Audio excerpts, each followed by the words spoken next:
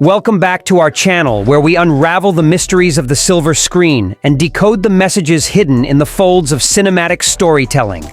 Today, we're diving into a journey through time and memory with our in-depth exploration of Past Lives 2023, a film that challenges the very fabric of reality. Buckle up as we peel back the layers of this intriguing narrative, uncover the symbolism tucked within its frames, and connect the dots that might just reveal the secrets of our own existence. Whether you're a movie buff, a seeker of hidden truths, or just love a good story well told, you're in the right place. So grab your popcorn and let's decode the past to understand the present, right after the intro. Okay, so let's talk about Past Lives, the director of debut of Celine Song. And Celine Song brings us one of the most intimate and very delicate, but at the same time very strong debuts. I think we've gotten in a long time from any filmmaker. The film comes from A24 and follows two childhood sweethearts from Korea, Na Young and Hae Sung, as we follow the story of Na Young's family immigrating from Korea to Canada. And what basically happens here is the two friends who grew up together and almost had this sort of inseparable bond, it seemed, are separated due to circumstance in life. We finally see that years later, 12 years to be exact, they finally reconnect over Skype after Na Young, who now goes by Nora, starts to look up people she knew from Korea, comes across a post from Hae Sung asking about her, and if anybody knows how he can come in contact with her, and it feels like things pick up right where they left off when they were kids, and they seem to be starting to have this bond over again as they do these multiple Skype throughout the day and try to just have that connection they had before. Ultimately, however, it is not ideal as it seemed in the beginning with the time zone differences and the busy lifestyles both of them have, as Nora wants to be a writer,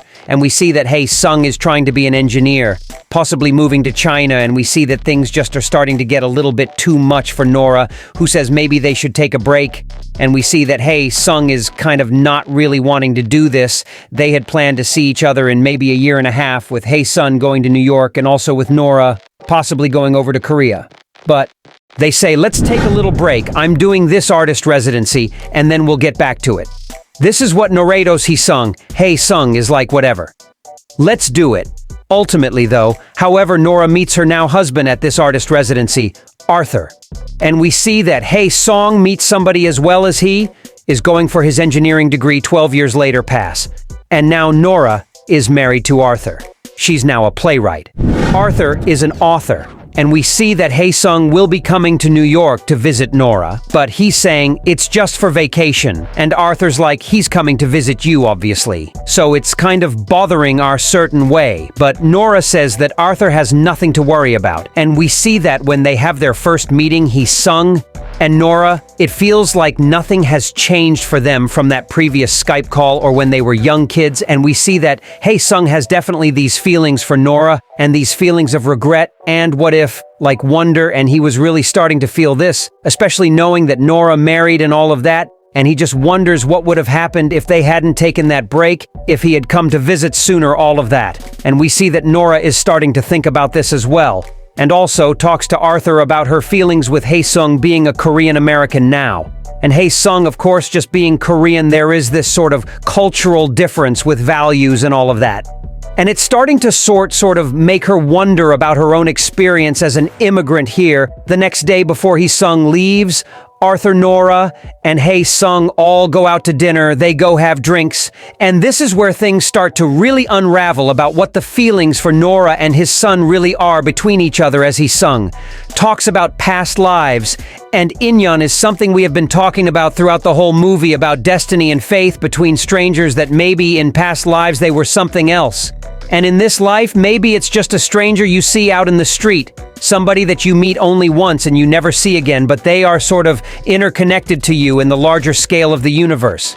And so Hae Sung wonders if they were maybe lovers in a past life, or this is just one past life where they might end up together. Ultimately, Hae Sung apologizes to Arthur for all of this. And Arthur even says that they probably are Indian as well, and we see that the night when his son is leaving as Nora walks into his Uber, where they share a moment and a moment of wonder of what is. going to happen now? Like, are we going to see Nora and his son? Is this really how it's going to end? Is he gone forever before we can get any answers? We get the final conclusiveness that this is it. We see the Uber pull up, Hae Sung leaves, but before he does, he asks, Nora, is it possible that this is a past life, and we might be together in a future life? To which Nora says, I don't know, and he says he doesn't know either.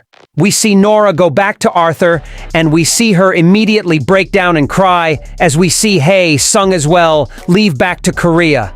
So this is definitely a gut-wrenching ending that feels so raw, and I think it definitely goes back to our decisions.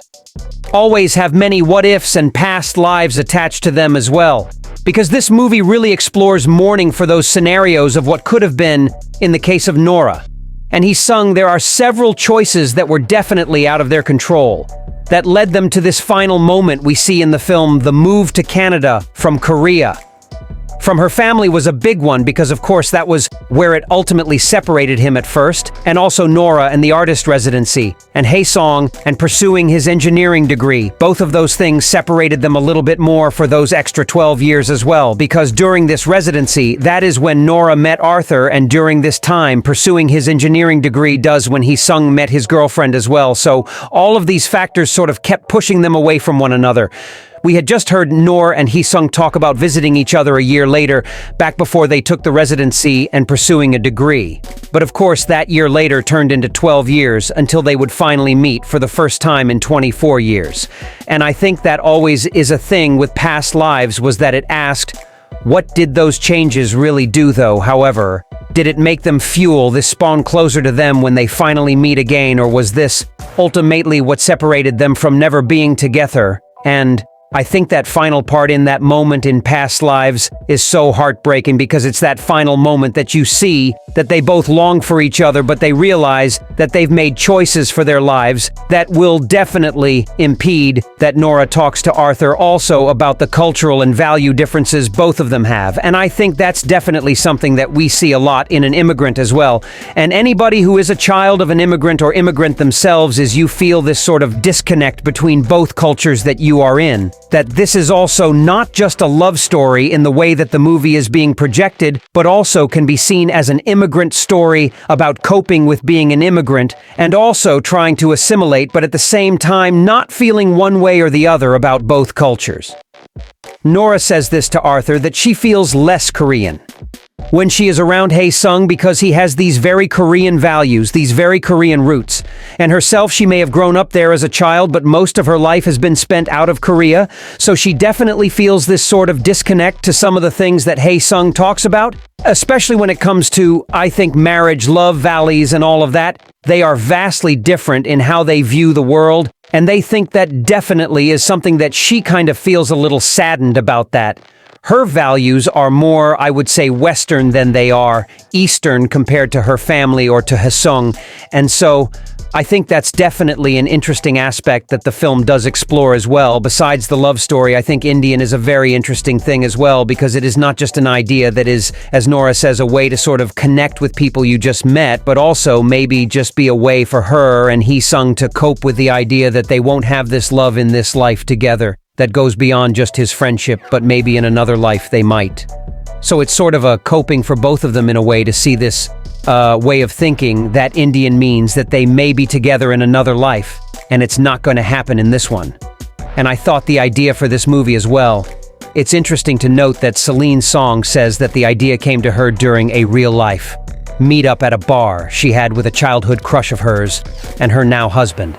And she was just going back and forth trying to translate for both of them, but at the same time also saw the differences in culture and values between each of them, and I think that really showcases herself as well, sort of having both of these Korean values and these also American values, and she is sort of struggling between both, because at times she can feel more Korean, at times she can feel more American, and at times she can feel like neither of them, and doesn't know where to really belong.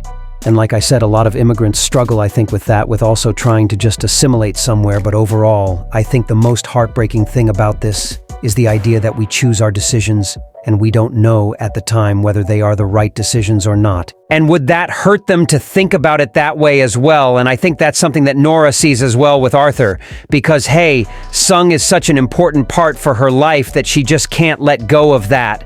But at the same time, how does it look towards Arthur? Seeing this and thinking she feels this way about this guy, but it's not really that way, right? It's more holding on to those memories as well, which is something she tells to a song as well at the end of the movie, is that you have this idea of me that's very different from who I am today. That was 24 years ago. But at the same time, it is important that you never let that go and cherish it, because that person is not me anymore. But I used to be that person, and he even says that maybe if she had stayed in Korea, maybe if she had been there his whole life with him, would he have still loved it the same right now? Because what he loves about her is her aspirations, her sort of determination to do all of these great things, and would she have done the same if she is in Korea? So I think that's definitely an interesting thing about it as well, is maybe the reason he feels this sort of attachment and love towards Nora is because she is being the person she is. And the only way she could have been that person was by leaving. So it definitely is interesting to note there. And I think it's such a great look at Nora that we see from 12 years old, 24 and 36, that she has changed a lot as well throughout. And her ideas and just talking about the different prizes she wanted to win, I think showcases who she is becoming. Because at first, it's the Nobel Prize, and then it's the Pulitzer. And now it's a Tony. So I think that's just one of the small cases where you see how much she has changed over the years. But at the end of the day, I think, hey, Sung and Nora are just left with the feeling of knowing the right person at the wrong time, and at the end, both come to that realization. Now when they just say, we don't know if I'll ever be together, right? There are perhaps soulmates, as Arthur has said in the film, but the circumstances of life, and they just weren't there for them, a definite crushing ending. But Nora and Hastings' farewell is as heartbreaking as it is peaceful as well, because I think they both finally let go of that wonder and realize what life is, and just decide they're going to keep continuing on with their lives. I think the feeling of wonder has been laid to rest with both of them, and they now realize they're in different parts of their own life and have to continue that way. But that doesn't mean that they can't cherish the life they could have and had before as well, and just be happy that they are in each other's lives in some way.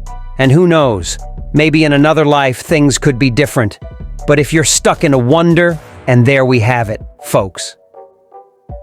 We've unraveled the intricate tapestry of Past Lives 2023, exploring the themes, the twists, and the philosophical questions it presents.